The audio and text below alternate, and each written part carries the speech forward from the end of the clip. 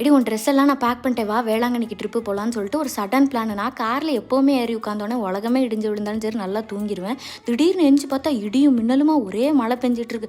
ஐயோ நம்ம உயிரோட தான் இருக்கோம், எதுவும் பிரச்சனை இல்லை அப்படின்னு சொல்லிட்டு திருப்பியும் தூங்கிட்டு வந்து பார்த்தா இங்கேயும் ஒரே மழை. வந்த ஒரு நாள் பிளானுக்கு ரூம் எடுத்து ரூமுக்குள்ளேயே தான் தங்கியிருந்தோம். சாப்பாடு பிரேக்ஃபாஸ்ட்னு எல்லாம் அங்கேயே தான் நடந்துருந்துச்சு.